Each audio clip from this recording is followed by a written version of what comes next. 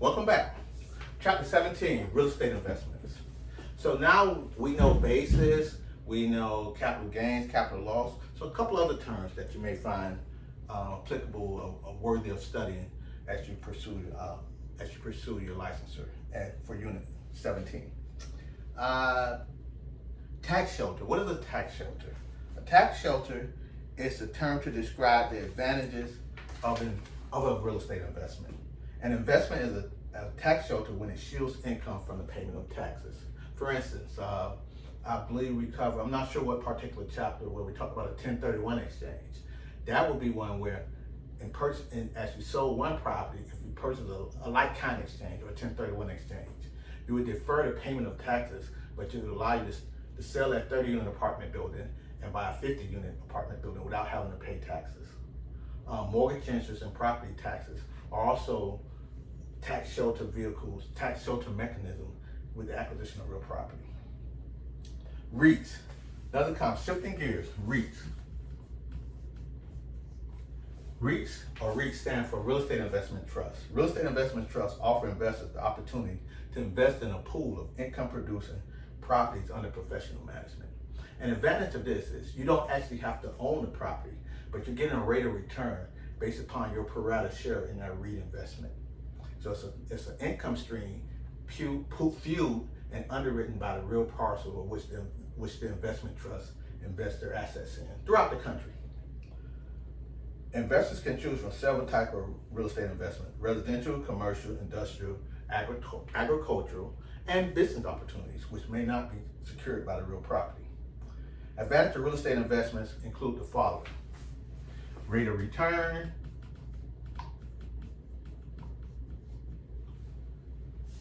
tax advantages, and a hedge against inflation, leverage, and equity buildup. Disadvantage of real estate: liquidity.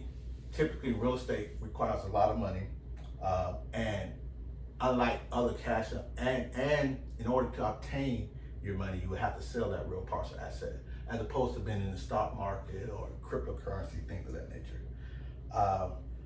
Need for expert help. Typically, real estate, you would need a profession to guide and assist you on your investment objectives. But that's why we're here, trying to secure our real estate license to assist our clients. Management requirements and the risks that are associated with real property.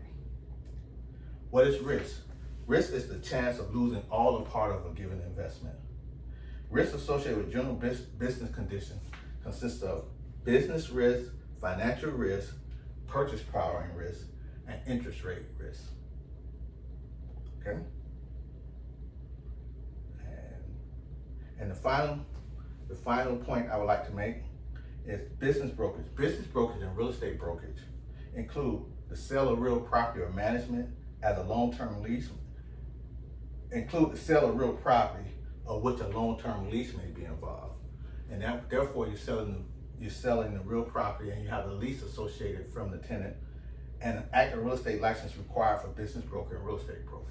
Again, so what's happening in that restaurant, you have a long-term tenant, the real property has been sold, but the lease, the value is inherent in the lease, or the income stream or the rate of return that's given from the lease. As we spoke previously from previous chapters, the owner of the real parcel would have a lease fee interest, while the actual tenant has a leasehold interest in that given property. These are simple terms. Real estate investment, business opportunity brokerage.